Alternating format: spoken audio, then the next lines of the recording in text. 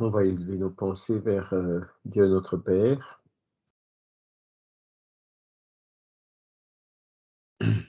Dont on va étudier aujourd'hui justement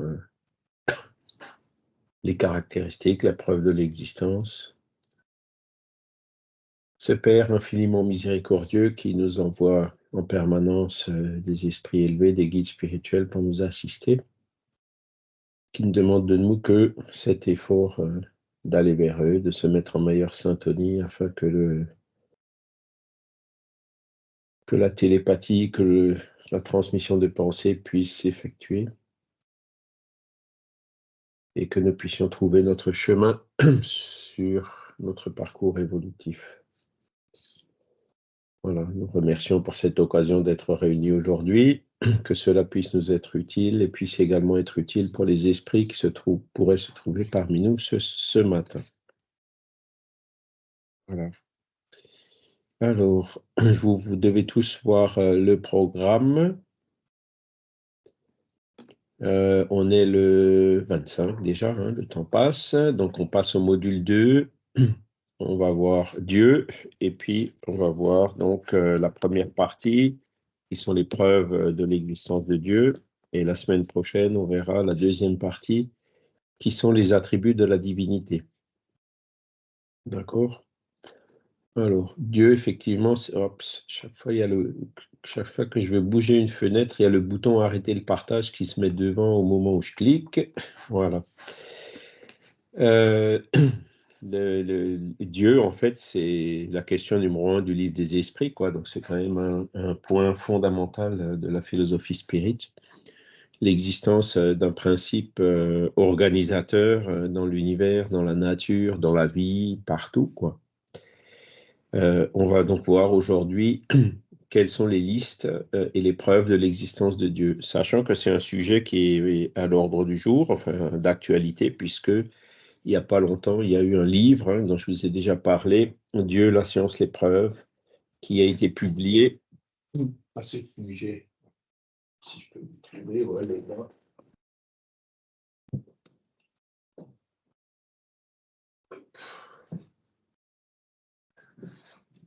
Voilà. Donc, c'est celui-ci, hein.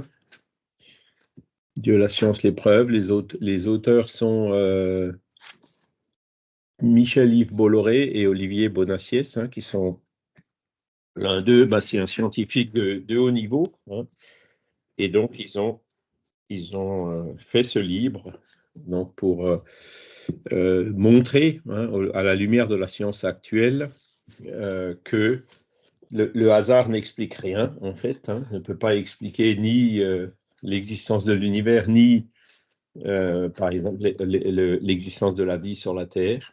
Hein, et donc, ça fait partie de ces preuves. Plus la science avance, plus elle arrive à un moment où, chaque fois, elle remonte un peu plus loin dans la connaissance. Et plus elle remonte dans la connaissance, plus on se rend compte que tout ce qui existe ne peut pas être lié au hasard. Et on va donc définir Dieu aussi à la lumière de la philosophie spirit, notamment ce que les esprits nous en ont dit. Voilà. Alors, les notions de base, on est dans le livre des esprits, vous voyez, c'est les toutes premières questions. Hein. La pression numéro 1, c'est qu'est-ce que Dieu? Pas qui est Dieu, hein. Ça reviendrait déjà à le personnifier, ce qui serait une erreur. Et donc, la réponse, c'est intelligence suprême, cause première de toute chose. Hein. Après, vous avez toutes les questions complémentaires. Hein. Il y en a une petite trentaine, hein, qui parlent de, par exemple, la numéro 4. Quelles sont les preuves de l'existence de Dieu? Et les esprits, ils avancent une réponse qui est la suivante. Dans un axiome que vous appliquez à vos sciences, il n'y a pas d'effet sans cause. Cherchez la cause de tout ce qui n'est pas l'œuvre de l'homme et votre raison vous répondra. Donc là, la réponse des esprits va dans le principe de causalité, qu'on retrouve d'ailleurs aussi dans ce livre. Hein. Il n'y a pas d'effet sans cause, hein, c'est-à-dire le Big Bang, il a une cause. hein. L'apparition de la vie sur la Terre, elle a une cause, hein. Et au fur et à mesure que la science avance, hein, on découvre d'autres aspects de la cause, mais on arrive chaque fois, quand, quand on voit un effet, qu'on arrive à en déterminer la cause, cette cause elle-même, c'est souvent un effet, hein, dont il faut chercher encore plus loin la cause, hein. Et ensuite, cette cause-là, ce sera aussi un effet dont il faudra encore chercher plus loin la cause. Et c'est ainsi qu'on arrive, c'est un raisonnement mathématique, hein, le raisonnement par récurrence. Je ne sais pas si ça vous dit quelque chose. On avait vu ça au bac, hein, je pense, et au lycée, hein, que ce raisonnement par récurrence, ben, on arrive jusqu'à l'infini, à la nécessité d'une cause première. Et donc, c'est cette cause première qu'on appelle Dieu, hein. Voilà. Au fur et à mesure que la science avance, elle avance d'un pas ou d'une itération dans la récurrence, mais pour arriver à la cause première, il faut le faire à l'infini, quoi, hein, un nombre infini de fois. Voilà. Alors, c'est intéressant parce qu'il parle ici de la loi de causalité. Et cette loi de causalité, elle est toujours à la base encore de toutes les sciences, hein, de la physique, de la médecine, hein. Quand on a une maladie, elle a une cause. Bon, on n'arrive pas toujours à la déterminer, hein. Quand j'ai demandé, tiens, quelle est la cause de mon cancer, le médecin a dit, on ne sait pas, hein. Il y a plusieurs causes possibles, mais on ne sait pas. Bon, il y a d'autres maladies pour lesquelles on arrive à trouver la cause, hein. Par exemple, le cancer de l'amiante, ben, la cause c'est l'amiante. Le cancer des poumons lié au tabac, ben, la cause c'est le tabac, la nicotine, les goudrons, etc. Donc il y a un certain nombre de causes que la science a pu identifier, mais pas toutes. On voit par exemple un truc tout simple, hein, la loi d'attraction universelle. La Terre et la Lune s'attirent, le Soleil attire toutes les planètes qui tournent autour de lui. Donc ça, on le sait, hein, c'est un effet, c'est la loi d'attraction universelle. On connaît même la formule, hein, qui la gouverne. Mais quelle est la cause de l'attraction universelle? Ben, personne ne le sait aujourd'hui, hein. Personne. Il y a beaucoup de recherches qui ont été faites là-dessus. Einstein a parlé d'un espace courbe. On a fait des hypothèses sur une particule qui s'appellerait le graviton, hein, qui serait la cause de l'attraction universelle, mais pour l'instant, il n'y a rien qui est établi. Daniel? Oui, Charles, je me demandais, cette première réponse qui est faite écarte donc le fait que Dieu pourrait être un esprit, même différent de ce que nous on entend? Tout à fait, oui, tout à D'accord, fait. Hein, tout dépend de ce qu'on entend par le mot esprit, hein. Euh, Dieu a créé les esprits, hein. Par exemple, les esprits humains ont été créés par Dieu. C'est même dit un peu plus loin dans le livre des esprits que nous tous, nos esprits, hein, l'esprit de Charles, de Michel, de Daniel, de Fabrice, a été créé simple et ignorant à un moment donné dans le temps, d'accord, mais ouais, perfectible. Et que donc, après notre création, ben, par le cycle des réincarnations, on a évolué jusqu'à devenir ce qu'on est aujourd'hui. Et on va continuer à évoluer pour devenir de purs esprits et puis pour se rapprocher de Dieu, tu vois. Mais assimiler Dieu à l'esprit, tu vois, c'est un raccourci qui va un peu vite. d'accord. Tu vois, c'est toujours la question de, on confond la créature avec le créateur. Il y a beaucoup de gens qui disent aussi, hein, le panthéisme notamment, que Dieu est en tout, qu'on est tous une parcelle de la divinité.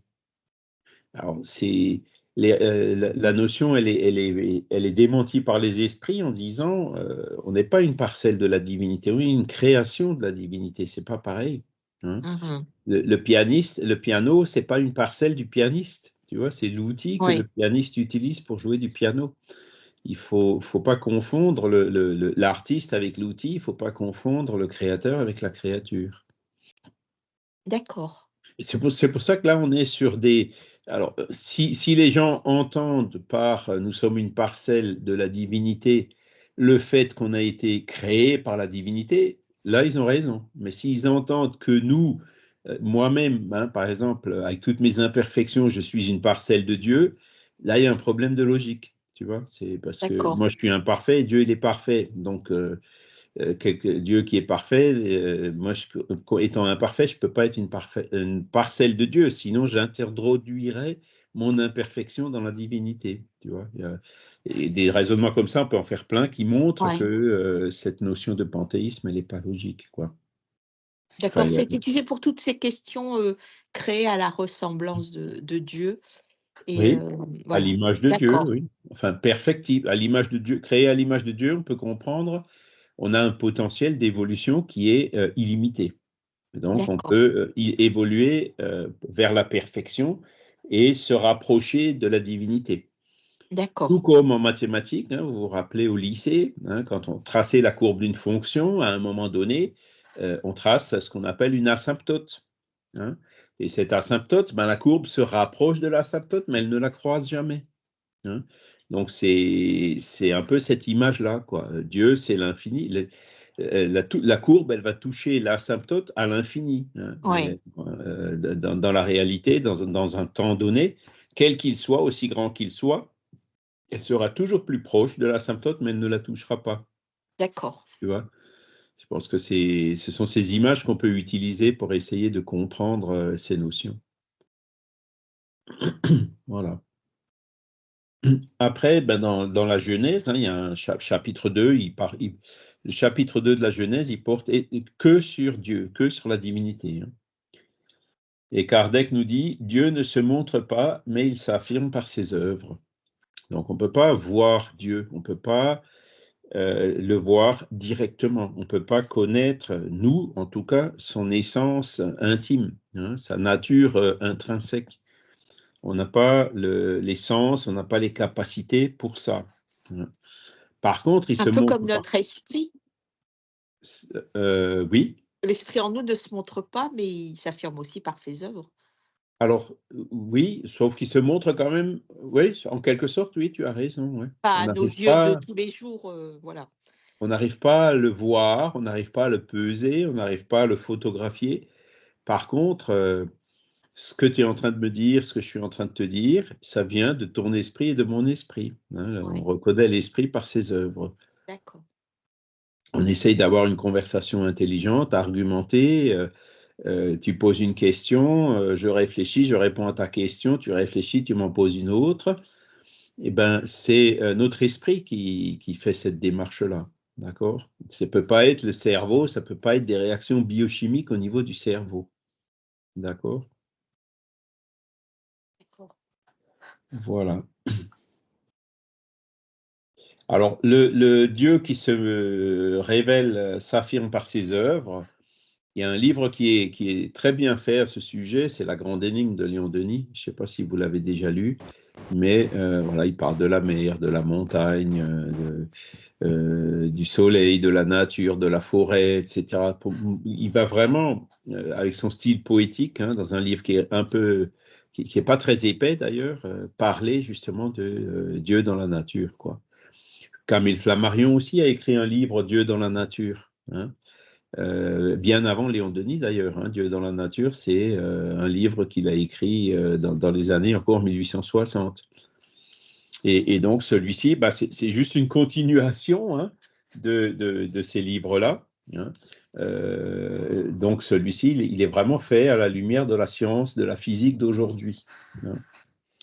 Et donc, c'est là où dans ce livre-là, hein, ils exposent plusieurs faits, hein, plusieurs constatations au niveau de la nature, démontrées par les, comment dire, les lois scientifiques qui sont connues. Hein. Donc, le Big Bang, hein, quelle est la cause du Big Bang? Donc, il travaille beaucoup sur ce sujet-là, hein, en disant que bon, il peut y avoir un Big Crunch, il peut y avoir plein de choses, mais comment dire, le Big Bang laisse entendre que ben, derrière ce Big Bang, il y a une puissance infinie, hein, avec une intelligence infinie, hein, donc qui l'a réalisé et qui en est la cause. Et donc, une autre chose qui est remarquable dans ce Big Bang, c'est ce qu'ils appellent le réglage fin de l'univers. D'accord? Le réglage fin de l'univers, c'est-à-dire, on connaît une loi, le deuxième principe de la thermodynamique, qui est le principe de l'entropie. Hein. L'entropie va toujours croissante. Donc, si on applique cette loi de l'entropie à la nature, hein, il y a 15 milliards d'années, juste après le Big Bang, et ben comment dire, tout devait être réglé de façon très très fine. Hein. Si vous changez d'un pouillème la masse de l'électron ou la charge de l'électron, il y a tout qui s'écroule. Hein, on ne serait pas là pour en parler. La matière n'existerait pas, ou du moins pas sous la forme qu'on connaît. Hein. Et donc l'entropie va croissante il parle aussi de la mort thermique de l'univers. Le Big Bang, c'est donc une réaction initiale. Notre Soleil, par exemple, il est composé d'hydrogène et d'hélium. Il y a une réaction de fusion nucléaire qui se produit dans le Soleil. C'est l'hydrogène qui fusionne pour se transformer en hélium, et c'est ça qui donne l'énergie du Soleil, hein, l'énergie lumineuse, thermique, etc. Et sauf que de l'hydrogène, il y en a une certaine quantité dans le Soleil. Donc la question c'est, OK, au fur et à mesure du temps, il consomme cet hydrogène, et qu'est-ce qui se passe quand il n'y en a plus? Eh bien, aujourd'hui, la physique le sait, puisqu'il y a plusieurs étoiles qui sont observables, qui passent justement par ce processus de la mort d'une étoile. Hein. Et donc, alors, je ne me souviens plus exactement du nom, ça passe par une géante rouge. Hein. Et le Soleil, quand il approchera de cette phase de fin de vie, en fait, il va grandir, hein, mais au point que le Soleil, en fait, il englobera jusqu'à la Terre, jusqu'à la planète Mars. Vous voyez? Et ça, c'est donc avant de s'éteindre complètement. Hein. Et donc, donc, le Soleil a eu un début et il aura une fin. D'accord? Le Soleil n'est pas éternel.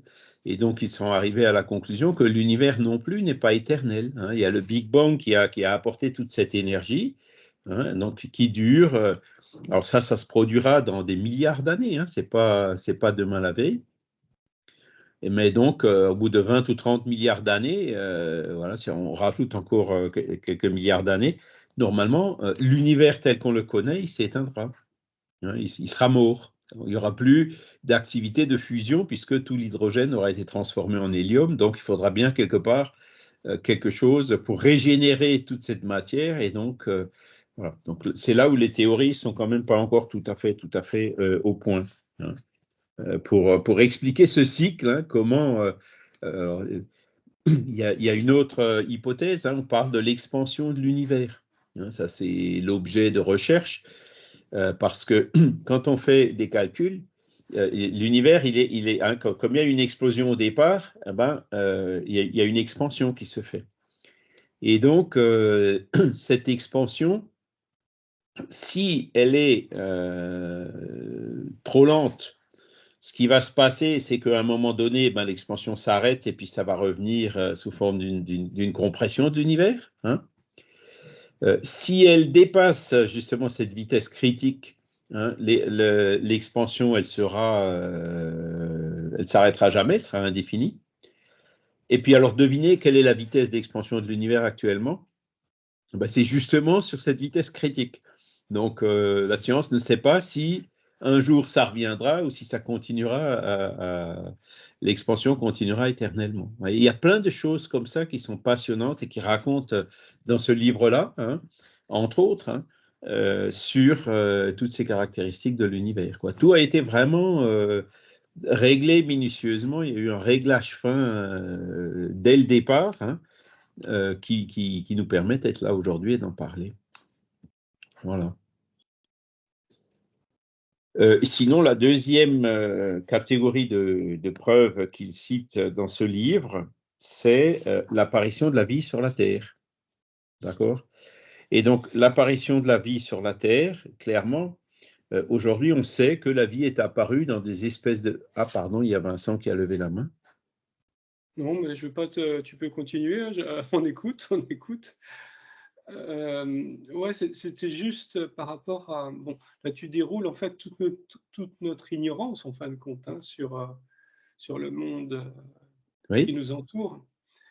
Mais quel est le sens par rapport à la doctrine spirit? Quel est le sens d'en faire une religion, d'avoir besoin de prouver l'existence de Dieu et de l'appeler Dieu? Parce qu'on pourrait l'appeler plein d'autres autrement.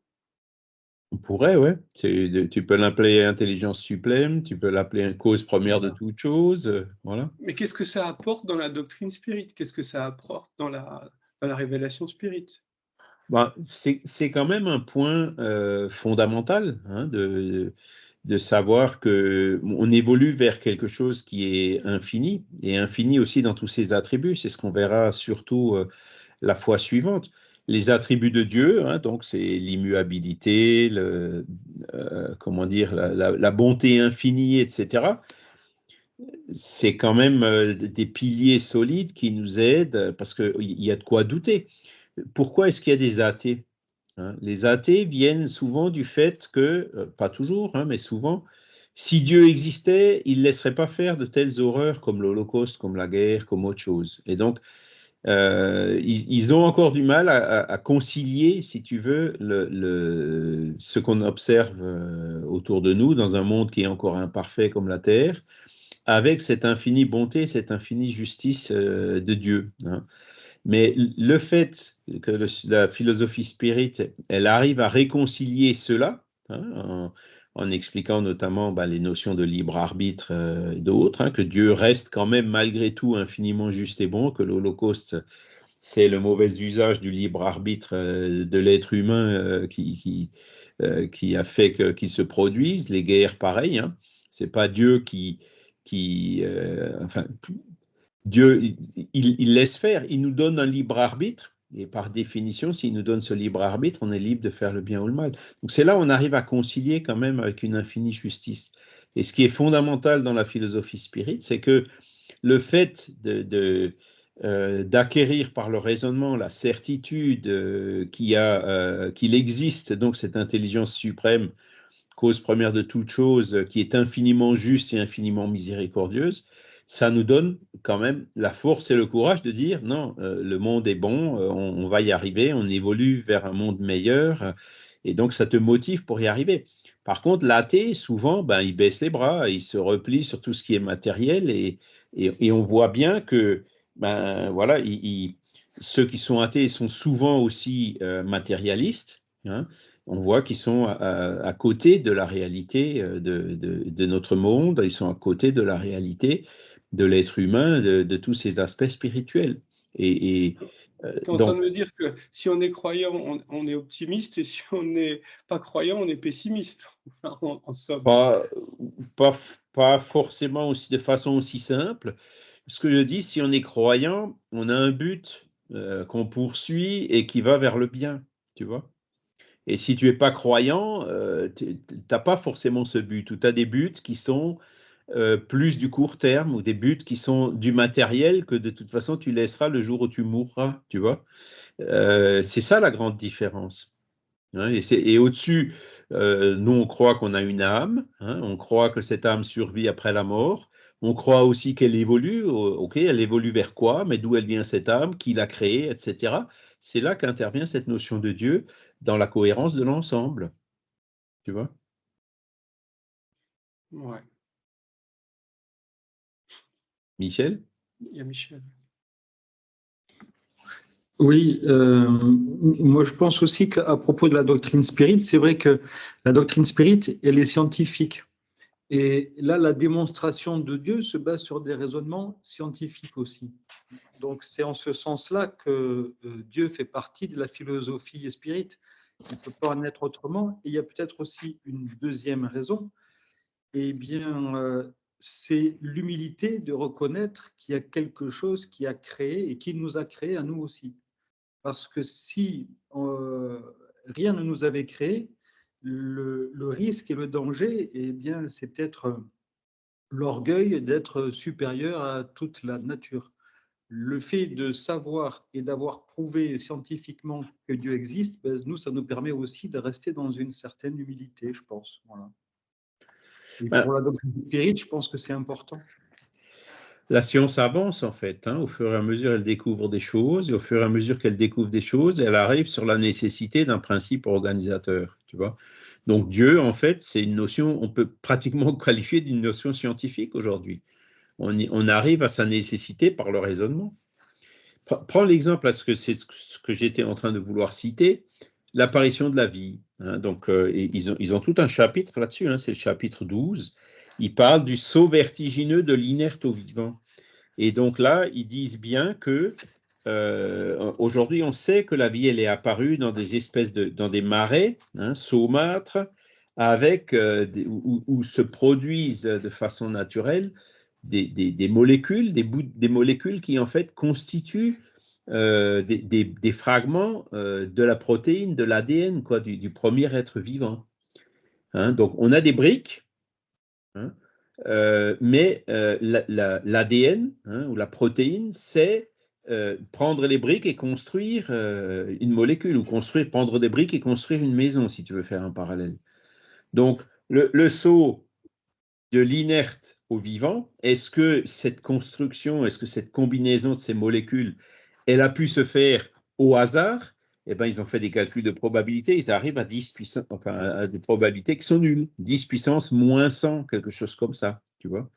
Donc forcément, hein, il y a eu quelque part une force, un principe organisateur. Donc l'aspect spirituel, en fait, les premiers organismes fluidiques qui sont venus et qui ont, hein, donc par ce processus qu'on arrive à observer aujourd'hui, ben, par exemple dans l'embryogénèse, hein, agglutiner toute cette matière, toutes ces molécules pour en faire une protéine, pour en faire un premier être vivant, tu vois. Donc, le saut de l'inerte au vivant ne peut pas s'expliquer par le hasard. Hein, la probabilité est nulle. La probabilité, c'est la même. Tu prends les pièces d'une montre, hein, tu les secoues dans une boîte, tu les jettes et pouf, ça fait la montre. Tu vois? Ou tu prends les pièces d'une voiture, tu secoues, pouf, ça fait une voiture. La probabilité est nulle, quoi, tu vois. Et aujourd'hui, ben, c'est ce que la science, elle y arrive. Hein, ça s'est produit, hein, il y a 3 ou 4 milliards d'années, hein, ce passage de l'inerte au vivant, mais la science est incapable de l'expliquer sans l'intervention, ce que Philippe Guillemot appelle une énergie, hein, d'une information extérieure, qui vient d'ailleurs, qui n'est pas dans la matière. D'accord? Donc, ça, ce sont les constatations auxquelles arrive la science. Donc, on arrive à cette nécessité d'avoir un principe organisateur. Donc, du coup, bah, c'est l'esprit, c'est les premières formes des monades, ce genre de choses, hein, les êtres monocellulaires, hein, qui sont les premières formes d'organismes vivants.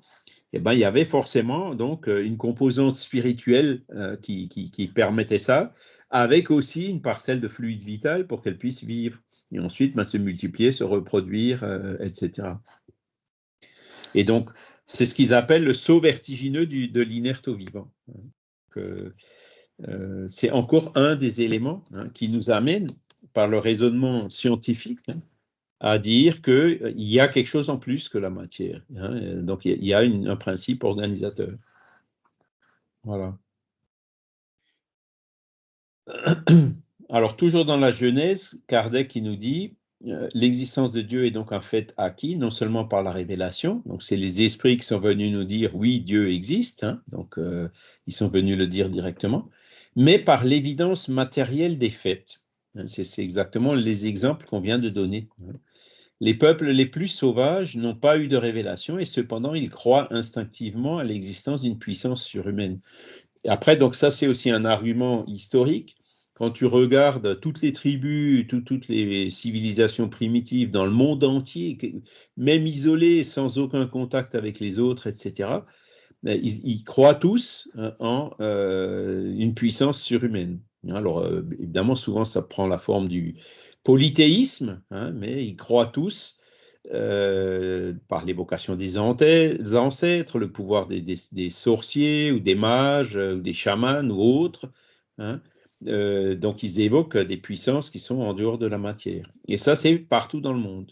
Il y a cette croyance instinctive en quelque chose de plus, en la divinité.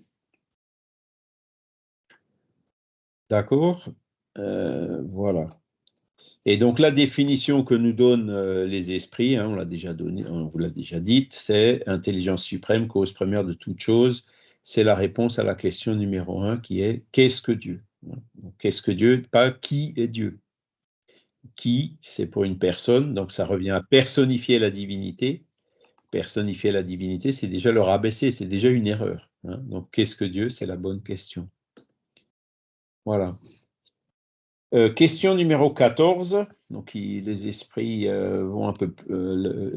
La question pousse un peu plus loin. Dieu est-il un être distinct ou bien serait-il, selon l'opinion de quelques-uns, la résultante de toutes les forces et de toutes les intelligences de l'univers réunies?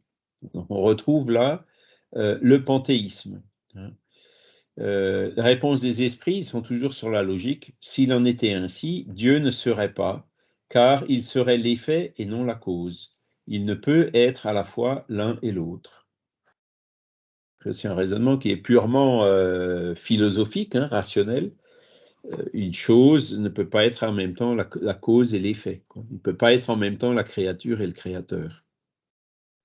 D'accord? C'est la question numéro 14. Donc voilà pour les points principaux donc, de l'existence de la divinité. Donc je vais continuer un petit peu avec ce livre-là, hein, puisque il est sorti, je crois que j'en avais déjà parlé un peu l'année dernière, hein, il est sorti en 2021. Ce livre-là, il parle d'autres. Donc, il y a la première partie hein, qui fait quand même 320 pages sur les 560 parle de ces preuves scientifiques. Hein. Après, il cite aussi, par exemple, le roman noir du Big Bang. Hein, les premiers scientifiques, surtout s'ils étaient allemands ou russes, à l'époque des bolcheviks et du nazisme, le fait de suggérer l'existence de Dieu dans ces régimes-là, il y en a quelques-uns qui ont été condamnés à mort. Et les autres, ils ont dû s'exiler hein, parce que ces régimes-là interdisaient toute croyance qui allait dans le sens, enfin même tout phénomène scientifique hein, qui allait dans le sens de devoir admettre qu'il existait une puissance supérieure. Hein. Et c'est des histoires qui sont assez émouvantes quand on les lit. Hein. Voilà.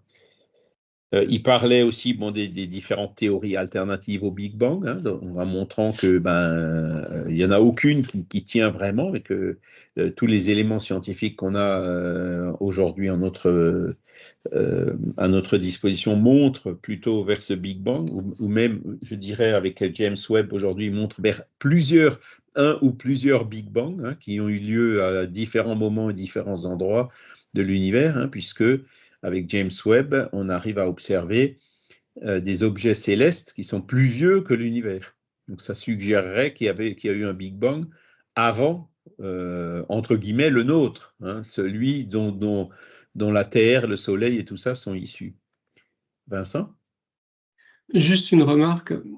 Moi, ce qui me dérange dans l'attitude qu'on a par rapport au spiritisme, c'est qu'on parle de preuve de l'existence de Dieu.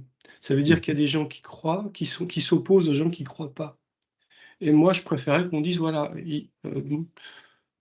Dieu existe, c'est l'existence de Dieu, point. On n'a pas besoin de prouver quoi que ce soit. Oui, mais alors là, tu tombes, tu sors du raisonnement et tu rentres dans le dogme, tu vois, de dire il existe, point barre. Qu'est-ce que c'est le dogme? C'est prouver. Ouais, mais alors, c'est le dogme religieux qui dit il tu n'a dois pas y besoin de croire prouver parce que qu'il c'est existe. écrit, tu vois, ou parce que le pape l'a dit, ou parce que, hein, etc. Est-ce que j'ai besoin de prouver que j'existe? Oui, ça c'est Shakespeare, hein, je Ou pense est-ce que donc je je suis suis. virtuel Non, c'est pas sur Shakespeare, c'est l'écran? plus vieux que ça. Et to be or not to be, that is the Ouais. question, hein, c'est Shakespeare. Cogito ergo sum, hein, c'est donc je pense, donc je suis. Donc on est forcément, on arrive par le raisonnement hein, à notre existence. Hein, on n'a pas, voilà. Et Dieu, c'est un peu pareil. Hein, on y arrive. Ce qu'il faut, c'est, si tu veux, parce que après, bon, que l'Église dise Dieu existe, tu dois y croire. Je dis bien, ok, je veux bien, mais donne-moi des éléments qui me permettent, qui me facilitent le fait d'y croire. Tu vois, c'est ça l'épreuve de l'existence de Dieu. Montre-moi la logique qu'il y a derrière. Pourquoi tu me dis ça? Tu vois? Quelles sont déjà les causes? et est-ce que c'est cohérent avec tout ce qu'on voit autour de nous dans la nature, tu vois? Mais tu vois, Donc, ça me renvoie à ce qu'on est nous. Est-ce qu'on a besoin de faire la preuve de ce que nous sommes? De fait qu'on existe, qu'on est une âme et un esprit. bah non, ça c'est, je te dis, effectivement, là, la constatation, elle est rapide, hein, c'est cogito ergo sum. Ouais. Hein, c'est ça, je pense. Donc, Parce qu'à la là, limite, t'as bien Charles en face de toi, et puis moi, j'ai ouais, bien Vincent en face de moi. si on a Hein, tu besoin vois. de faire la preuve de l'existence de Dieu, on peut aussi demander la preuve de l'existence de ce que nous sommes, dans ce cas. Oui, eh bien, donc ça en découle. Hein, nous sommes des esprits incarnés, et notre esprit a été créé il y a un certain temps, simple et ignorant, mais perfectible. Donc, c'est là où on commence à avoir des éléments sur ce que nous sommes, d'où on vient, où on est et où on va. Et ça, c'est grâce justement à cette existence de Dieu. C'est pour ça que c'est une des briques fondamentales de la philosophie spirit, tu vois. C'est la philosophie spirit, donc tu vois, on parle de Dieu, des causes premières, de l'esprit, comme d'où il vient, où il va, on parle de la réincarnation, on parle de la médiumnité, on parle de plein de choses, et tout ça, en fait, ça constitue un ensemble qui est logique, tu vois. Le modèle, il est logique. Trouve-moi quelque chose, dis-moi, oui, mais la réincarnation, c'est pas logique, c'est pas cohérent avec le fait de l'existence de Dieu. Essaye de me trouver des incohérences dans la philosophie spirit. Alors, par exemple, une incohérence, c'est une ignorance plus qu'une incohérence. On imagine que, alors, on comprend, moi je comprends pas encore très bien non plus, c'est-à-dire que quand on passe dans le monde des esprits, il n'y aurait pas de temps et il n'y aurait pas d'espace. Oui. Alors, s'il n'y a pas de temps, il n'y a pas d'espace, pourquoi nous, on serait dans un temps et dans un espace? Mais parce que là, on est dans la matière, donc on est soumis aux lois qui gouvernent la matière, qui sont l'espace-temps, l'espace quadridimensionnel, bien codifié par Einstein et autres. On retrouve encore une fois la cohérence avec la science, hein, avec les progrès de la science. Et quand on est dans le monde spirituel, que la science n'a malheureusement pas encore modélisé à ce jour, elle s'y est pas intéressée, les quelques-uns qui s'y sont intéressés, comme Régis Duteuil par exemple, il arrive immédiatement à cette conclusion. Si l'espace-temps, c'est lié aux limitations de notre matière, notamment la vitesse de la lumière, tu vois. La relativité, c'est avec le temps t, hein, c'est parce que la vitesse de la lumière, elle n'est pas infinie. Les gens qui sont sur une planète à 15 années-lumière de chez nous, avec des bons télescopes, ils nous voient comme on était 15 ans avant. Tu vois, ils ne voient pas comme on est aujourd'hui. Donc, c'est ça qui introduit cette relativité de l'espace-temps. Maintenant, au niveau, dans le monde spirituel, on sait très bien que cette limitation n'existe pas. Donc, forcément, l'espace-temps, c'est une projection, hein, de quelque chose de plus large qui s'applique à ce qui est matériel et limité, notamment par certaines constantes physiques, comme cette vitesse de la lumière. D'accord? Et dès que tu sors de ça, ben, le concept, il change complètement. C'est-à-dire l'esprit, il arrive, quand il est sur une planète à 15 années-lumière, s'il veut voir ce qui se passe sur la Terre, il vient instantanément et il voit ce qui se passe aujourd'hui. Il ne voit pas ce qui se passe il y a 15 ans en arrière. Donc, tu vois, il voit le passé comme si c'était le présent. Tu comprends ce que je veux dire? Et donc, c'est là où, ce sont ces choses-là c'est le roman L'Humaine, hein, de Camille Flammarion. Il avait très bien compris ça déjà à l'époque. Et donc qui nous montre que quand tu es dans le monde spirituel, les choses sont différentes, hein, notamment cette notion du temps. Et pourquoi aujourd'hui, je suis encore obligé de l'expliquer avec des paroles qui peuvent paraître simplistes comme celles que j'utilise, hein, c'est parce que il nous manque des concepts, et il faut les vulgariser, même ceux de Régis Duteuil, hein, qui, par ses équations, ses modèles, hein, il arrive en fait, dans ce monde super lumineux qu'il appelle, hein, le monde avec des éléments de matière qui ne sont pas limités avec la vitesse de la lumière, il arrive à deux notions de temps. Une qui ressemble à la nôtre et une autre qu'il appelle le temps vécu. C'est comme si c'était l'intégration de moins l'infini à aujourd'hui, à zéro, hein, du temps. Tu vois, ça représente plus un niveau d'évolution ou quelque chose d'autre qu'une notion du temps proprement dite. Hein, puisque avec l'exemple que j'ai donné, hein, on voit très bien que les esprits peuvent très bien revenir dans le passé. hein, de voir. Et après, tu as d'autres éléments qu'on prend de témoignages tout simples. Les témoignages de EMI, il y en a plein partout en ce moment. Hein, c'est quelque chose qui se vulgarise. Les gens, ils ont un arrêt cardiaque qui dure quelques secondes, au maximum quelques minutes, et pourtant, ils ont une expérience, ils peuvent en écrire un livre, tu vois. Donc pour eux, l'expérience qu'ils ont eue de traverser le tunnel, de converser avec des êtres de lumière, de recevoir des enseignements, d'aller voir ce qui se passe ailleurs, de finalement prendre la décision de revenir et de revenir, c'est beaucoup plus long que les quelques secondes ou les quelques minutes de l'arrêt cardiaque qu'ils avaient, tu vois. Donc on voit bien qu'ils sont allés dans une autre réalité que notre espace-temps. Et ça, on y arrive par le raisonnement aujourd'hui, tu vois, parce que c'est là où je suis d'accord avec toi quand tu dis il faut avoir l'humilité de reconnaître que il y a beaucoup de choses qu'on n'a pas encore modélisées, qu'on n'a pas encore conceptualisées. Plus on sait, moins on sait. Hein, on sait qu'on ne sait rien. Et donc, mais ça ne veut pas dire qu'on ne peut pas chaque fois en savoir un peu plus. Tu vois, il faut vraiment voir cet aspect-là sous cet angle-là, en disant, bon, Dieu, on ne peut pas connaître Dieu, mais on déduit son existence de par sa création. Tout comme nous, on ne peut pas voir notre esprit, même pas notre Père Esprit dans les conditions normales, mais on en déduit l'existence par le fait que je bouge, je fais des mouvements qui sont totalement imprévus, je raisonne, il y a une mémorisation qui se fait et qui n'est visiblement pas dans la matière, dans ma matière, dans mon organisme ou dans mon cerveau. Donc, c'est ce qu'avait fait Mène de Biran au début du 19e siècle. Il était arrivé à cette nécessité de l'existence de l'esprit, de l'existence d'une cause en dehors de la matière dans l'être humain, tu vois. Donc, qui ne s'affirme pas, on n'arrive pas à le voir, mais on le déduit par ses effets. C'est le même raisonnement. On observe l'univers, on en déduit la nécessité de l'existence de Dieu. On observe l'être humain, on en déduit l'existence de l'esprit. On le voit par ses effets. Hein, voilà. Et plus on analyse les effets, évidemment, plus ça vient se recroiser, se reconfirmer dans le sens initial, quoi. Tant qu'il n'y a pas d'anomalie. Les anomalies, c'est quand il y a quelque chose qui paraît contredire un modèle, tu vois. Et dans ce cas-là, c'est comme ça que fonctionne la science, hein.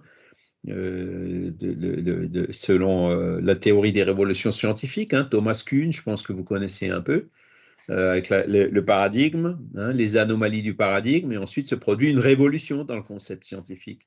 Et le meilleur exemple, c'est entre la mécanique classique et la mécanique et la relativité générale. Hein, la relativité restreinte et générale.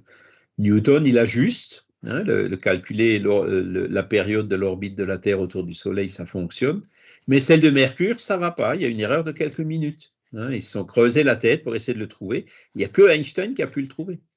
Hein, donc, avec le racine carrée de 1 moins V2 sur C2, on trouve exactement les 8 minutes par rapport à Newton. Donc, c'est là que s'est produit la révolution entre la mécanique classique et la mécanique quantique. Et donc, ce que nous, les spirites, on espère aujourd'hui, c'est que bientôt, il y aura une révolution scientifique pour sortir du paradigme matérialiste vers un paradigme plus ouvert, plus large, hein, qui est le paradigme spiritualiste. Cette nécessité, comme le dit Philippe Guillemont, hein, qui est très ouvert à la spiritualité, qu'il existe de l'information et de l'énergie dans le vide. Hein. Et pourquoi il dit le vide? Le vide, selon le point de vue matérialiste, il n'y a rien. Et lui, il est en train de dire, il y a des choses dans le vide qui viennent. Hein. Donc, le rien, pour le matérialiste, ça peut être l'esprit, ça peut être le monde spirituel, ça peut être plein de choses. Et donc, que le matérialiste appelle le vide, c'est l'expression que prend aussi Philippe Guillemont, hein, mais lui, au moins, il montre qu'il y a de l'information et de l'énergie qui vient de ce vide, justement pour expliquer la vie, par exemple, l'embryogénèse ou autre. Donc, on est à 2 pas hein, quand même du monde spirituel. Il faut espérer que la prochaine révolution scientifique, elle passera par là. Et c'est fait pour ça qu'il y a ce genre de livre, tu vois, parce que commencer par Dieu, hein, comme l'a fait Allan Kardec, eh ben, l'étape suivante vers l'esprit, elle se fera de façon assez rapide. Michel ? Oui, moi je voudrais revenir à cette question numéro 14 là. En fait, Dieu ne peut pas être à la fois l'effet et la cause. On a beaucoup de religions qui nous disent que Dieu est omnipotent, qui peut tout. Et en fait, on Oui. s'aperçoit que dans le spiritisme, nulle part il n'est dit que Dieu est omnipotent. Et en fait, quand on nous dit que Dieu ne peut pas être à la fois l'effet et la cause, ben, on a cette impression que Dieu n'est pas omnipotent. Alors, est-ce que je me trompe? Est-ce que... Voilà.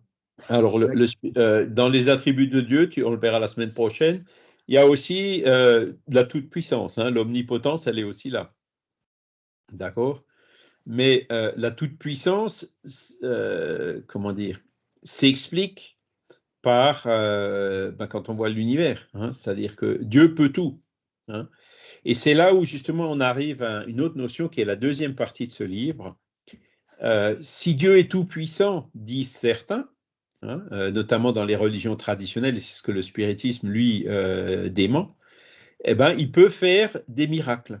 Des miracles dans le sens suspendre ces lois de la nature et puis faire une exception pour un certain nombre de raisons. Tu vois, on peut d'ailleurs se demander pourquoi il y en a qui auraient la faveur des miracles et pas d'autres, etc., quoi. Et donc, dans ce livre, ils utilisent dans la deuxième partie, hein, je vais vous lire les titres. Donc, qui est Jésus, par exemple? Le peuple juif, hein, le destin du peuple juif qui est quand même assez extraordinaire. L'épisode de Fatima. Hein. Donc, ils listent un certain nombre de miracles et eux, ils justifient l'existence de ces miracles. Hein, ils justifient par l'existence de ces miracles l'existence de Dieu. Tu vois? Il y a des miracles, donc Dieu existe pour avoir fait des miracles. Et c'est là où le raisonnement de ces auteurs, hein, qui est un raisonnement qui est très proche des religions traditionnelles, comme le catholicisme, hein, en disant Dieu est tout-puissant, donc il peut faire des miracles. Kardec lui répond, il le peut certainement, mais il a absolument pas besoin ni aucun intérêt à en faire. Hein. Tant est que Kardec, il écrit sur la couverture, alors c'est sur la Genèse, hein, que la toute-puissance de Dieu, la grandeur de Dieu se prouve par l'application des lois de la nature qui sont parfaites et non pas par leur suspension. Hein, en sous-entendant, c'est Dieu, c'est la Genèse, les prédictions. Alors attendez, c'est quoi le titre complet de la Genèse? Là, j'ai un trou de mémoire. Voilà, la Genèse, il y a les prédictions, hein, selon les miracles et les c'est ça. prédictions selon le spiritisme. C'est les miracles, c'est ça qui m'a un peu occulté. C'est donc la Genèse, les miracles et les prédictions selon le spiritisme. Et ben, pour résumer le chapitre des miracles, il dit la grandeur et la toute-puissance de Dieu se prouvent par l'application des lois de la nature et non pas par leur suspension. Ça veut dire que les lois de la nature sont parfaites, elles ont tout prévu dès le départ, et ce qu'on appelle des miracles, c'est tout simplement des aspects des lois de la nature qu'on ignore encore et qu'on appelle miracles de façon incorrecte. Hein. Quand on dit que Jésus a fait des miracles, c'est faux, il n'a pas fait de miracles. Il avait une puissance magnétique, il avait des connaissances largement supérieures aux nôtres, même celles qu'on a aujourd'hui, qui lui permettaient de réaliser des choses que nous, dans notre ignorance, on considérait comme des miracles. Il ne faut pas oublier qu'il n'y a pas si longtemps que ça, quand la foudre tombait, on se dit, ça y est, les dieux se mettent en colère et ils font tomber la foudre. Aujourd'hui, tout ça, c'est fini. La foudre, on sait exactement d'où elle vient. Hein.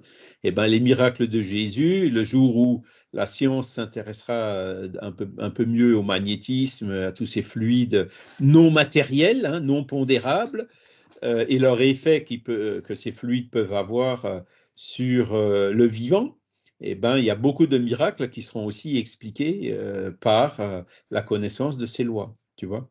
Et donc, c'est là où la position spirit, elle est de Kardec, hein, elle est plus avancée, elle est meilleure, hein, j'y adhère, quoi, en disant que moi, si j'étais Dieu, je ne ferai pas de miracle, parce que si je suis obligé de faire des exceptions à mes lois, ça veut dire que mes lois ne sont pas parfaites, tu vois. Donc, j'ai introduit une incohérence, tu vois.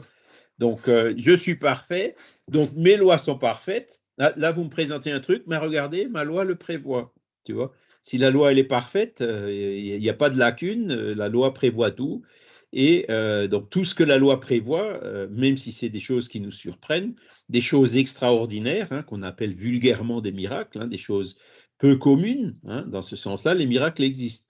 Mais dans le sens d'une suspension des lois de la nature, de Dieu qui dit, ah bah ça y est, maintenant je vais faire une exception pour toi, pour te faire une faveur, ça n'a pas de sens. Tu vois ce que je veux dire? Et donc, c'est de cet aspect-là. Alors, effectivement, quand on lit ce bouquin, quand il parle de Fatima et tout, avec des phénomènes lumineux qui se passent dans les nuages, qui ont été observés à je ne sais pas combien de kilomètres à la ronde, et puis sur place par des milliers de personnes et tout, bon, si c'est un phénomène météorologique ou une météorite ou quelque chose, qui en plus a été prévenu à l'avance, hein, ça va se passer tel jour à telle heure, c'est quand même, quand tu lis l'histoire, tu te dis, punaise, pour expliquer ça de façon rationnelle, on n'y est pas encore, on en est loin, quoi. Hein, mais de là à dire que c'est un miracle, non, le spirit, il aura plutôt tendance à dire c'est un phénomène rare, exceptionnel, mais ce n'est pas une dérogation aux lois divines. Et le destin du peuple juif, hein, des Hébreux et tout ce qui s'est passé avec Moïse, alors il y a les épisodes de la mer qui s'est écartée pour les laisser passer, enfin moi il y a des trucs assez forts aussi dans toute cette histoire-là, mais on peut se dire que il y avait Moïse, il était inspiré, et puis c'est les esprits l'inspiration des esprits qui explique ce destin qui, vu de l'extérieur, peut paraître miraculeux. Tu vois, le spirit, il va toujours aller chercher une explication. Hein, et même s'il ne la trouve pas, il va dire, on n'a pas les moyens de la connaître, mais il y en a forcément une. Les miracles n'existent pas. Donc, personnellement, je préfère, pour cette deuxième partie du livre, je préfère largement l'explication qu'on trouve dans la Genèse par Allan Kardec. Les miracles n'existent pas. Et Kardec, il le dit bien, hein, il dit, si Dieu voulait faire des miracles, il le pourrait certainement. Tu vois, il le pourrait. Mais qui est-ce qu'on est, nous, pour juger des intentions de Dieu? Tu vois, on est déjà en train de spéculer sur ce que ferait Dieu. Hein, donc, rien que ça peut déjà paraître un peu prétentieux, tu vois. Nous, on est tellement petits, lui, c'est l'infini, voilà. Oui. Faut qu'on garde cette humilité pour dire, bon, de notre position, de nos moyens limités et réduits, voilà ce qu'on peut dire. Hein. Après, le reste, ça reste un mystère, et mystère sous la forme, on le comprendra plus tard, on le comprendra certainement un jour. Mais aujourd'hui, ça paraît difficile. Bien. Daniel? Oui. Oui, je me demandais si la question 14, au-delà de l'omnipotence, il n'y a pas un autre sujet quand il dit la résultante. Là, on interroge, est-ce que Dieu a eu un créateur? Et la réponse est non.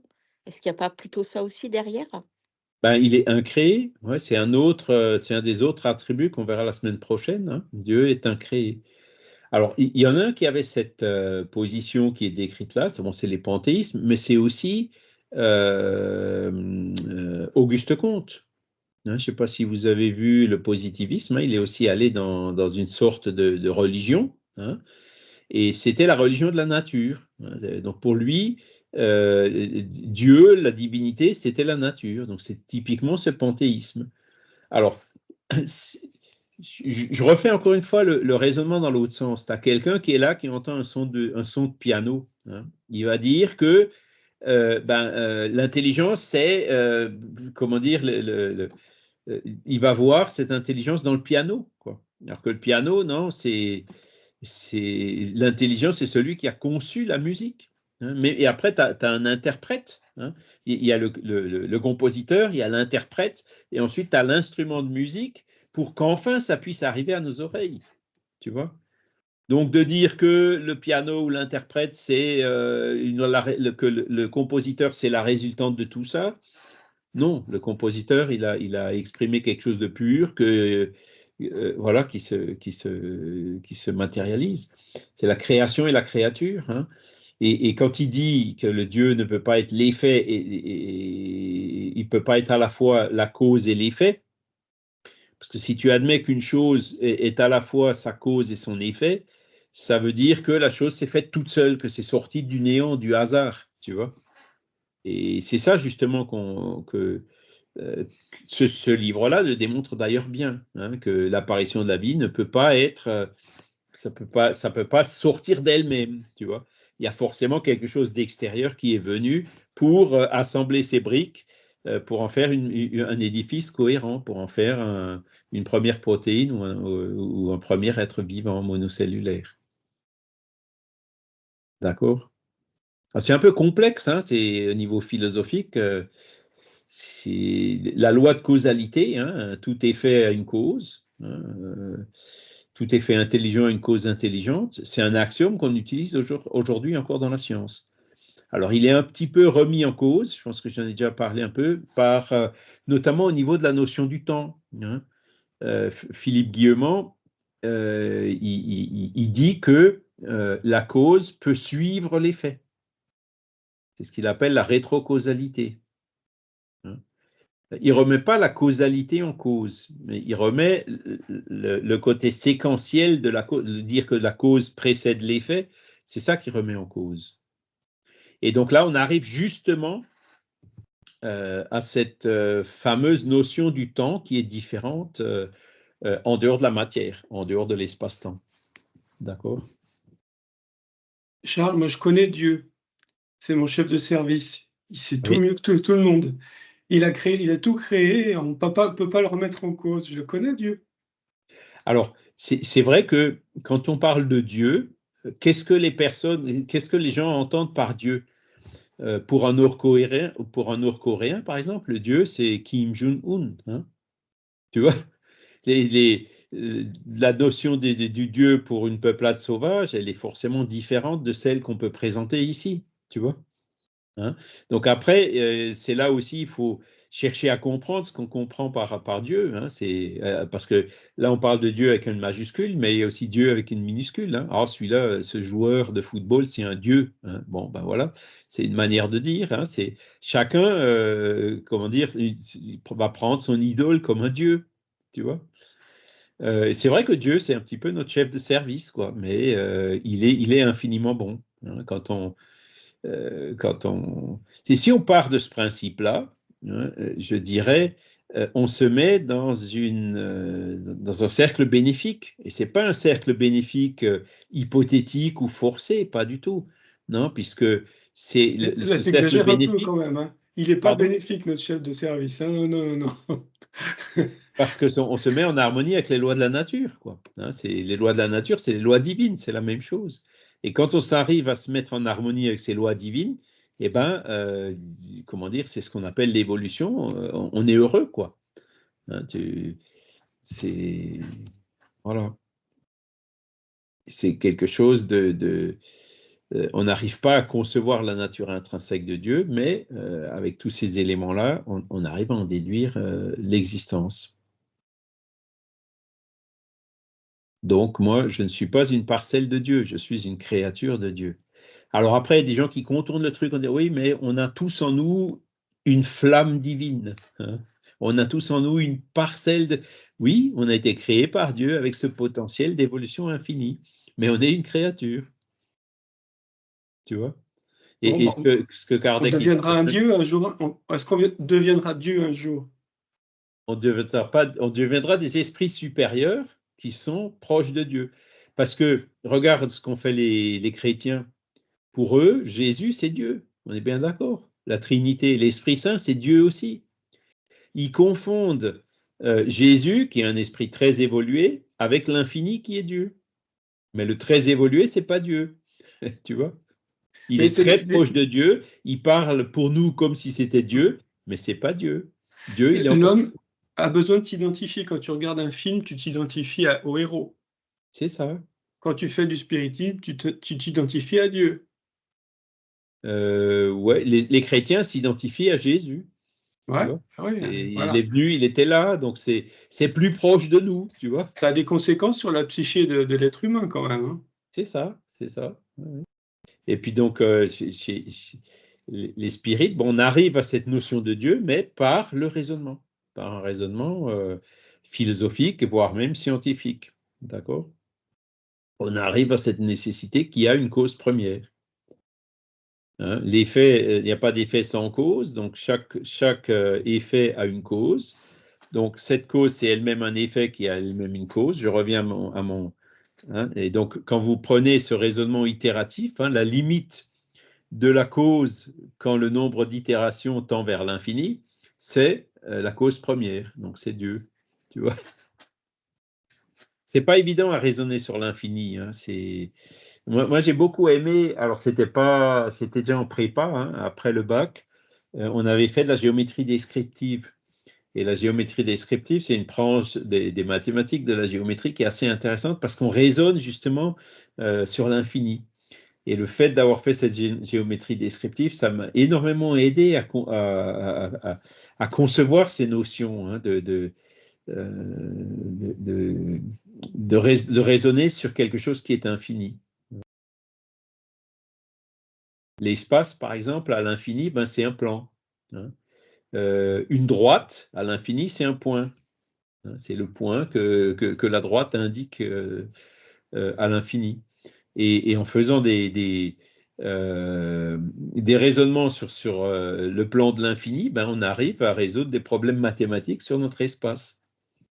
C'est assez intéressant, la géométrie descriptive. J'ai bien aimé. Après, bon, il y a le côté graphique et tout qui va avec. C'était pas trop maths, mais cette partie-là m'avait quand même bien plu. Et aujourd'hui, je comprends pourquoi. Hein, c'est pour mieux arriver à cerner ces raisonnements de cause première, etc. Alors, dans les traductions en portugais, il y en a certaines qui, au lieu de traduire cause première, ils ont traduit cause primaire. Alors, primaire, c'est un mot qui a plusieurs sens, qui signifie première, mais primaire, c'est une intelligence primaire, une évolution primaire. Il y a un autre sens qui déforme un petit peu cette notion. Et donc, même en portugais, il aurait mieux valu, enfin, les traductions qui traduisent en première sont meilleures que celles qui traduisent en primaire. Donc, même de traduction dans les autres langues, on trouve parfois des difficultés comme ça, de base, quoi, à partir de la toute première question. Mais bon, ça n'a pas empêché les Brésiliens aux Brésiliens d'avoir 30 millions de spirites aujourd'hui.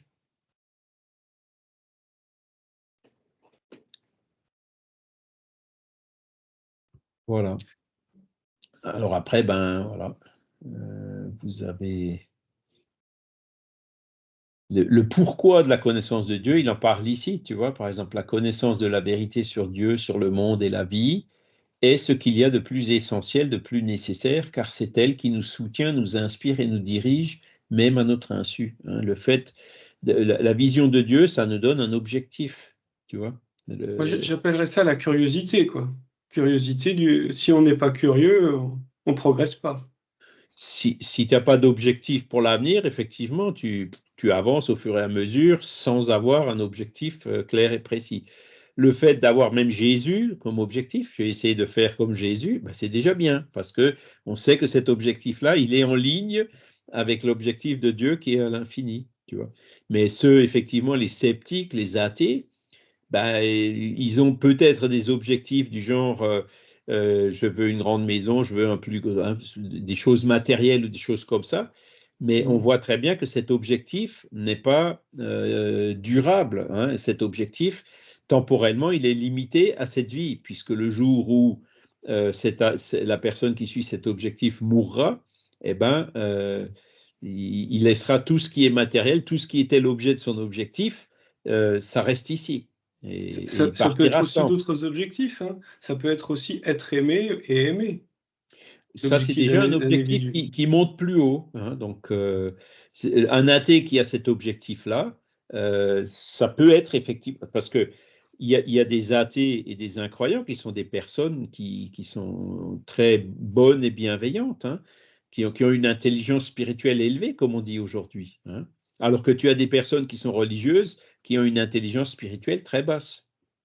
Donc, il faut bien faire la différence. Hein, il y a une souffrance de l'être humain, c'est toujours avoir besoin de se comparer. Est-ce qu'on a besoin de se comparer à Dieu? Est-ce qu'on a besoin de se comparer à son voisin? Est-ce qu'on a besoin de se comparer? Non.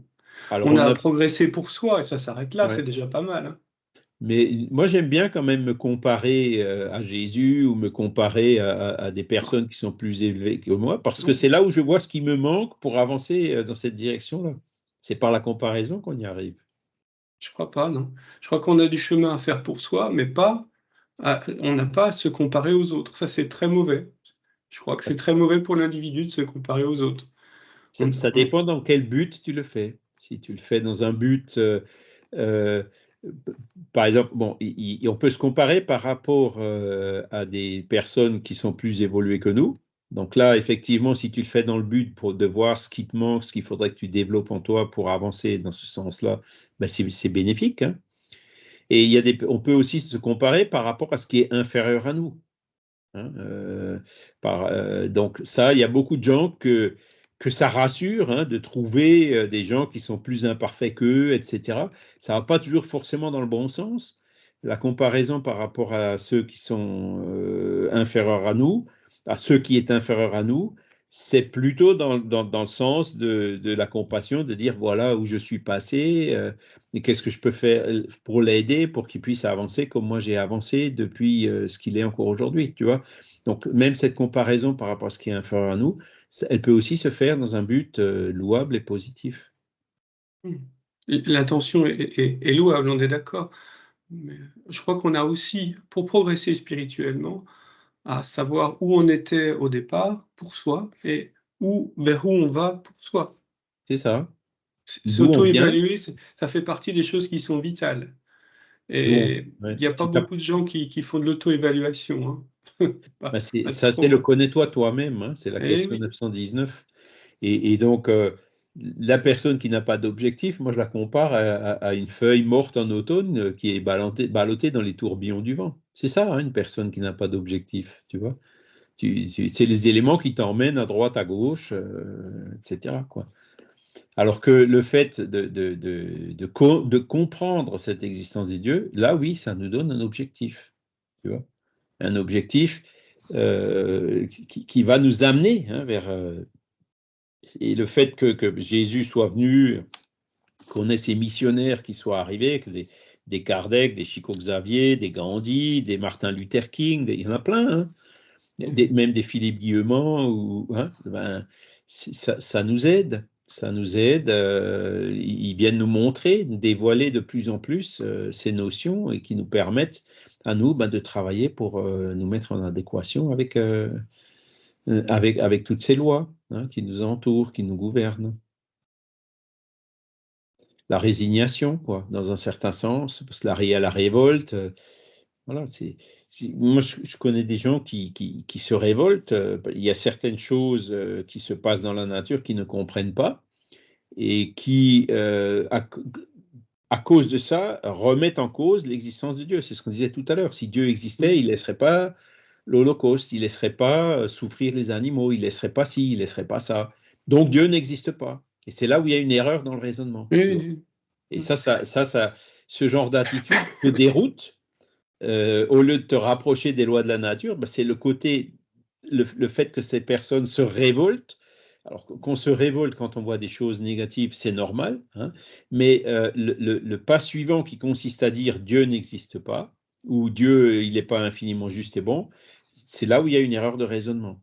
Et donc, dans le spiritisme, on arrive, on le verra surtout la semaine prochaine avec les attributs de Dieu, donc tous ces attributs qui sont la perfection, hein, on arrive par le raisonnement à dire si Dieu existe, il doit être infini dans toutes ses perfections. Donc, le moindre raisonnement qui t'amène à dire que finalement Dieu il n'est pas parfait, ça veut dire qu'il y a une erreur dans ton raisonnement, il y a une erreur dans l'hypothèse de départ. Tu vois, il faut revoir ton raisonnement. Et c'est ça aussi que Dieu permet de cadrer, le fait qu'il y ait un point de départ, une cause première à tout, te permet aussi de cadrer tous les raisonnements subséquents qui doivent toujours être consistants avec ce raisonnement de départ. Il y a une situation où moi j'ai été vraiment en difficulté. Quand j'ai voulu me suicider, je me suis dit: «Mais si on ne peut pas se suicider en fin de compte, s'il y a quelque chose après la vie, s'il y a une vie après la vie et qu'on se retrouve face à soi-même, on garde ses problèmes. On ne peut pas fuir ses problèmes» et ça c'est extrêmement difficile pour quelqu'un qui est dans une phase de suicide. Il est face au pistolet et puis il va tirer ou il va pas tirer. Et il se rend compte qu'en fin de compte, il va détruire son corps, mais sa souffrance, elle restera là. C'est extrêmement violent. Ben, oui, oui, oui, c'est parce que, et ça, je pense que les guides spirituels qui interviennent à ces moments difficiles de leur protéger, c'est eux qui sont à l'origine de ce genre de réflexion, hein, justement pour que la personne se rende compte que le suicide, c'est pas la bonne solution aux problèmes qu'on peut avoir, hein, c'est pas la bonne porte de sortie, et que au contraire, les problèmes, quels qu'ils soient, aussi grands qu'ils soient, cherchons à y faire face, éventuellement rechercher de l'aide, hein, pour surmonter les problèmes. Hein, que la fuite par le suicide, c'est pas une solution. Ça rajoute un problème supplémentaire au problème qu'on peut déjà avoir. Tu vois, c'est ça Ouais, le raisonnement que les guides ils vont nous inspirer dans ces moments-là. Maintenant, celui qui est matérialiste, il n'a pas cette porte de secours. Il dit, de toute façon, quand je serai mort, il n'y aura plus rien. Donc, ouais, mais c'est pas une s'il est porte de vraiment secours, c'est une fort dans souffrance ce... supplémentaire. Tu comprends pas? C'est que au moment où tu es en train de te suicider, tu te dis, je vais rester avec ma souffrance, je vais passer de l'autre côté, mais je vais rester avec ça. Et c'est Oui, extrêmement violent. Qui est-ce qui va oui. m'aider de l'autre côté? Personne. Dans ce monde, personne. Et de l'autre côté, on ne sait même pas qui pourra m'aider de l'autre côté. Ça, c'est même vrai. Quand tu lis les livres de autant de Le ciel et l'enfer que, par exemple, Mémoire d'un suicidé de Yvonne Pereira, c'est ce dont tu te rends compte, que le suicidé, au départ, c'est pas qu'il y a personne pour l'aider, mais c'est personne peut l'aider, tu vois. Alors, ils sont quand même, de toute façon, toujours aidés à un moment ou un autre. Mais le suicide, en fait, a créé en eux un problème supplémentaire par rapport à tous les problèmes qu'ils pouvaient avoir et qui, finalement, avec le recul, ils se rendent compte que ce n'était pas un problème aussi grave qu'ils ne le pensaient au départ, au moment où ils se sont suicidés, tu vois. C'est pour ça qu'il vaut mieux dire, comme le dit la chanson anglaise, hein, hang on, ça veut dire attends, hein, réfléchis, demande de l'aide et peut-être les problèmes ne sont pas si graves que ça. Tu arriveras peut-être à les résoudre de façon beaucoup plus simple et beaucoup plus rapide que tu ne le penses et que le suicide, c'est vraiment pas la bonne solution. Et ça, c'est vrai. Donc tu dis c'est dur, c'est violent, mais parfois il faut être violent pour éviter, comment dire, pour nous éviter de de commettre des actes qui ont des conséquences aussi lourdes sur nous-mêmes. Tu vois, quand ton enfant il est en train de faire une connerie, il y a des moments, tu es aussi violent. Hein. Si tu le vois en train de courir pour traverser alors qu'il y a un camion ou un bus qui vient, tu y vas, tu le plaques et tu le mets par terre. Tu auras une action violente pour l'arrêter. Mais c'est pour lui éviter quelque chose de pire. Tu vois. Et je pense que nos guides spirituels n'hésiteront pas à rentrer. Je prends juste un exemple. Hein, quand vous lisez la biographie de Janet Duncan, la fameuse spirit anglaise, qui vit toujours d'ailleurs, hein, elle était pareille, elle voulait se suicider. Elle était au bord d'une avenue à grande circulation sur le terre-plein central et était prête à se jeter sous les voitures. Hein. Et elle a été terrassée ce jour-là. Elle est tombée sur le terre-plein, tu vois. Donc, le guide spirituel ou les esprits l'ont renversée pour pas qu'elle se suicide.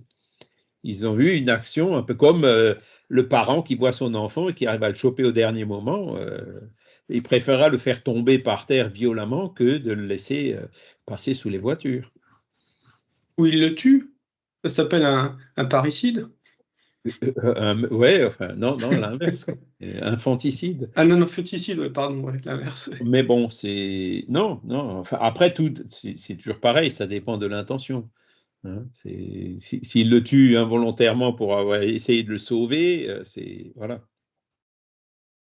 Mais c'est pour cette question hein, de Dieu la plus grave de tous, de plus essentielle, c'est ça, hein, parce que là, on voit un objectif, on voit l'ordre dans l'univers, on voit toute une série d'anomalies ici sur la Terre, des guerres, des holocaustes, des machins comme ça, mais on arrive à les comprendre, on arrive à les concilier avec cette justice infinie de Dieu et on arrive à déterminer le sens de l'évolution en sachant très bien que ces choses-là s'arrêteront un jour et que tous les humains, quels qu'ils soient, évolueront et utiliseront leur libre arbitre pour le bien et plus pour le mal, comme ils sont encore en train de le faire aujourd'hui et qu'ils ne le feront plus, on l'espère, demain ou après-demain. Voilà. Moi, je travaille pour les pharmaciens, c'est-à-dire que les pharmaciens, ils nous donnent des petites pilules pour pas souffrir. Moi, c'est les psychiatres là, qui font l'ordonnance et les pharmaciens qui délivrent les petites pilules pour voir la vie en rose. Des fois, ça aide quand même, ça aide bien. Mais c'est sûr. Et puis moi, j'en ai aussi là, hein, parce que ils vont me faire, une implant osseux ou je sais pas quoi là pour une dent ou je sais pas quoi. Ben, j'ai les Doliprane, il y a les antibiotiques, il y a l'ultralevure, il y a tout ce qu'il faut. Ça, quand il faut traiter le corps, on le traite. Hein. Tu vois, les pilules, c'est bien. Heureusement, merci, hein, Michel. Merci. Heureusement qu'il y a des pharmaciens. Hein. C'est bien, c'est bien. Il faut travailler pour les pharmaciens. Voilà. Maintenant, cela dit, les amoxicillines, là, ben, ça, j'en prends.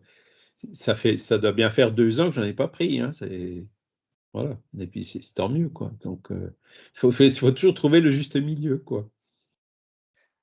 Après, les médicaments sont là pour nous aider, nous, à dépasser certaines choses, surtout en psychiatrie. Ils sont là, c'est une béquille, en fait.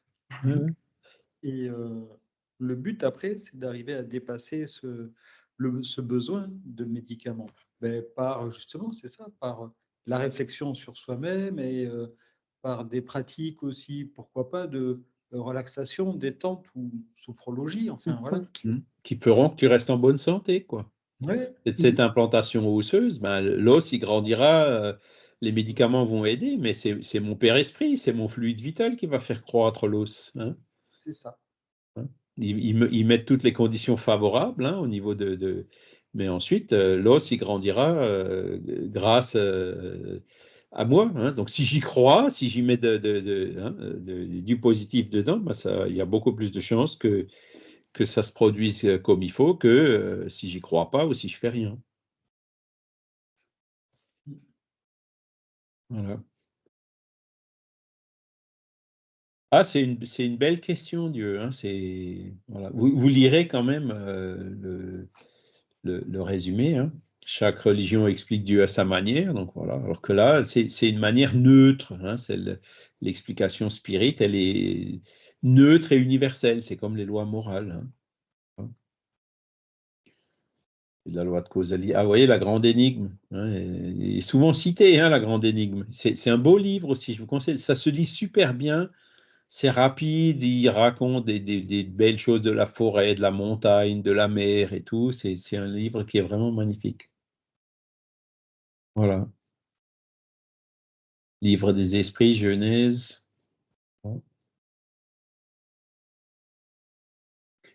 Ok, ben, Flammarion aussi, hein, Dieu dans la nature.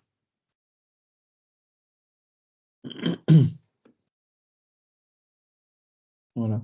Après, bon, vous avez des gens qui ont vraiment. Ah bah tiens, il y a cette petite histoire on va la lire vite fait.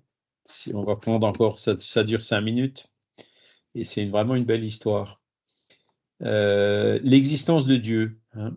On raconte qu'un vieil arabe analphabète priait chaque soir avec tant de ferveur et tant de tendresse qu'un jour, le riche chef d'une grande caravane l'appela à sa présence et lui demanda: Pourquoi pries-tu avec une telle ferveur? Comment sais-tu que Dieu existe, toi qui ne sais même pas lire? Le croyant fidèle répondit: Grand maître, je reconnais l'existence de notre Père céleste par ses signes. Comment donc? L'humble serviteur s'expliqua. Quand vous recevez une lettre d'une personne absente, comment reconnaissez-vous l'auteur? Eh bien, par son écriture. Quand vous recevez un bijou, comment pouvez-vous informer sur son auteur? Ben, par la marque de l'orfèvre. Le serviteur sourit et ajouta: Quand vous entendez des pas d'animaux autour de la tente, comment savez-vous par la suite si c'était un mouton, un cheval ou un bœuf? Ben, par ses traces, répondit le chef surpris. Alors le vieux croyant l'invita hors de la tente et, lui montrant le ciel où brillait la lune, entourée d'une multitude d'étoiles, il s'exclama respectueusement: Seigneur, ces signes là-haut ne viennent pas des hommes. À ce moment, l'orgueilleux caravanier, les yeux larmoyants, s'agenouilla sur le sable et se mit à prier lui aussi. Voilà. Donc, ça vient du livre qui est cité en référence. Voilà. C'est une toute petite histoire toute simple, mais qui explique bien cette question de la divinité. Voilà, ben écoutez, je crois qu'on va s'arrêter là pour aujourd'hui. On va remercier aussi les bons esprits qui étaient là pour nous inspirer, en espérant que ces notions fondamentales, on puisse les intégrer. Hein, c'est pas toujours simple, mais bon, par le raisonnement à force, on y arrive, et tout ça par la logique et le bon sens, hein, non pas par dogmatisme. Et donc, le fait d'intégrer cette notion de divinité avec toutes ces perfections infinies nous permettra d'avancer plus et mieux dans le sens de l'évolution vers notre bonheur. Voilà. Merci à tous. Je vous souhaite un excellent dimanche, une excellente semaine, et je vous dis à la semaine prochaine. Bon dimanche à tous. Bon dimanche. Merci Charles, bon dimanche. Merci.